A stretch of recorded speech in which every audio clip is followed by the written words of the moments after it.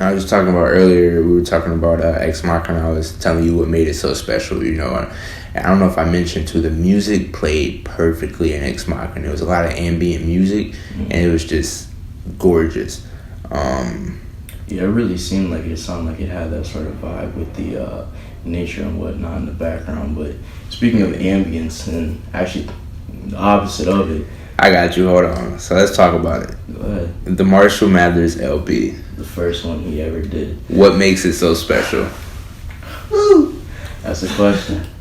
Well, first off, I just want to say, like, what makes it special, in a lot of Eminem songs, right, they always connect. They always go back to the past, stay in the present, and also go in the future. Like, he sets things up that haven't even come out yet. And this one, it was like, even though it was called the Marshall Mathers LP one, it was pretty Slim Shady bass, you know. Mm-hmm. And if you know Eminem, like, you know the difference. Like, Eminem is, you know, his rap persona. Slim Shady is more of like an emotional persona. When I say emotional, I don't mean sad. I mean, like, he goes crazy, you know. Right. And the reason why it's called Marshall Mathers LP 1 is because it's like he's getting tired of the fame, you know, really fast. He's getting exhausted of all these false rumors about him. People are saying he's this, he's that, and in reality, that's what Slim Shady is. Mm-hmm. And in this one, he's saying, you listen to Slim Shady, I'm Marshall Mathers. You know what I'm saying? Mm-hmm. He's not even saying Eminem. He's saying, I'm Marshall Mathers, so relax. And it literally starts off, like, he literally starts off, it's not even a song, it's called Public Service Announcement.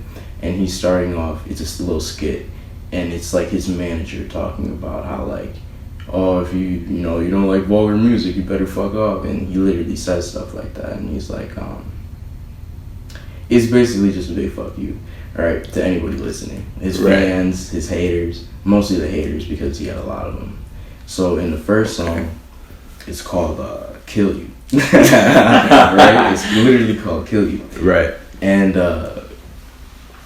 it makes it special because it was at a point in time where people were saying, like, you can't rhyme things with orange, you know, and he does. So in the chorus, he starts off by saying, bitch, I'ma kill you. But he's still done with the verse, so he says, bitch, I'ma kill you. I ain't done, this ain't the chorus, I ain't even drug you in the woods yet to paint the forest. Blood stain is orange after you wash it 3 or 4 times in a tub, but that's normal, ain't it, Norman? So his lyrical capability, exactly, not only is his lyrical capability like actually genius, but he's keeping it all in the rhyme scheme. And his rhyme scheme isn't just, you know, A, B, A, B, it's A, A, B, B, B, well, not A, A, but A, B, C, A, B, C, you know, stuff like that. So, but it's pretty cool if you actually listen to it rather than just me just saying it. Yeah, and that's still dope. Yeah, and another thing about in the rhyme scheme, he goes blah blah blah, and now it's too late. I'm triple platinum, and now tragedies happen in 2 states. So he's saying like 2, then triple, and 2 again, all making it connect and rhyme. And then another rhyme scheme, he says, I like it. He says, I invented violence, you vile venomous, vile little bitches, Van Viking it, ring, ring, ring. And then he says, Texas Chainsaw left his brains all dangling from his neck while his head barely hangs off. So it's dope as hell, you know. But going on to a different song, the next song is a more like mainstream song. Right. It's Stan. You probably heard of it, you know. The one where he's like, did my tears go cold? I'm wondering. Stuff like that. And I'm not gonna go too deep onto it because I want to hit the more like non-mainstream ones, but it's really just him telling a perspective of like his biggest fan who's obsessed with him and how he's getting these letters, right? As if and Stan's writing them to him as if like he's getting them the same day, you know. So he starts getting angry, he starts getting depressed that like he's not being written back when Stan's not understanding that, you know, he probably gets a lot of messages a day, and even if he didn't, he has a life to live. So while the fan is obsessed with him thinking that, you know, he's reading his messages, Eminem, he doesn't even realize he's being sent those messages, right? And that's the perspective of the song. But again, a lot of people, you know, that's a song that they'll know, so we'll just talk about another one. The next song is Who Knew? And it's pretty special because he talks about, in a lot of his songs, he talks about America, right? but in a way that the average listener doesn't realize he's talking about America. Kind of like how Family Guy does. Like, all of the jokes are talking about what we do, and we think it's offensive, but we do it, you know? Right. So that's kind of what Eminem's saying. Another big fuck you. And he goes and says, like, so who's bringing the guns in this country? I couldn't sneak a plastic pellet gun through customs over in London.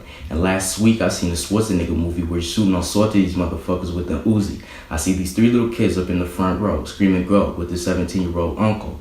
I'm like, guidance? Ain't they got the same moms as dads who got mad when I asked if they like violence?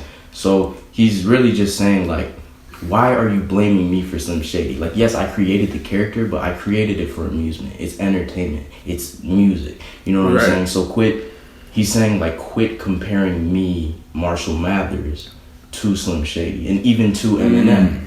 Even though Eminem is more of him, he's still saying, like, guys, I am a person. Which, it's not the next song, but I'll just skip to it.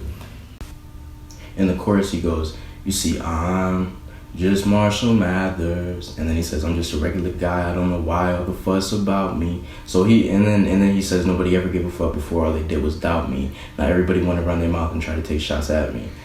So what he's saying is, like, now and he also was saying that he literally said it in one of the lines from a different song. Last year I was nobody. Now I'm selling like platinum records. So he's saying, even though you guys are seeing the man on TV, he's still the man on the couch. You know what I'm saying? He's still a regular person. Okay. And that's just one example. There's literally many. I mean, even just in the album, but I'm talking about in general. Like, there's many throughout his songs.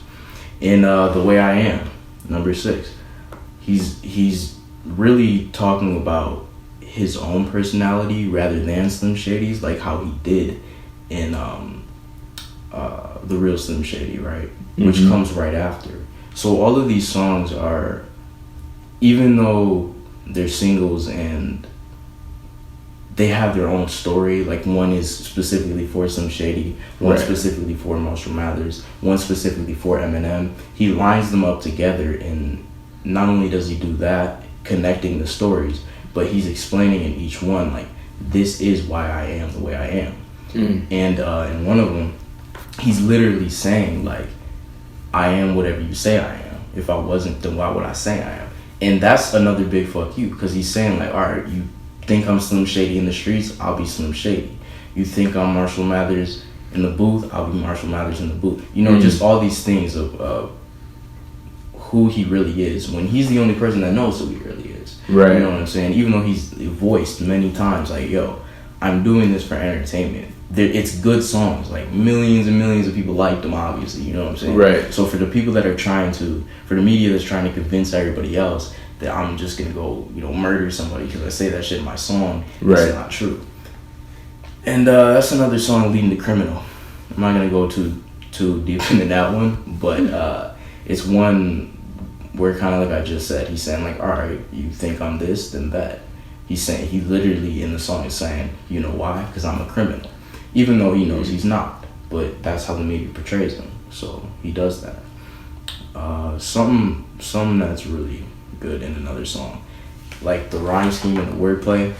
He says 2 pills I pop to my pupils. So he's not saying pupils, he's saying pupils, like 2 pills. 2 pills I pop to my pupils, swell up like 2 pennies. I'm Clint Eastwood in his mid-20s. So instead of saying 20s, like a lot of people do, he's saying 20s to rhyme with pennies. Stuff like that.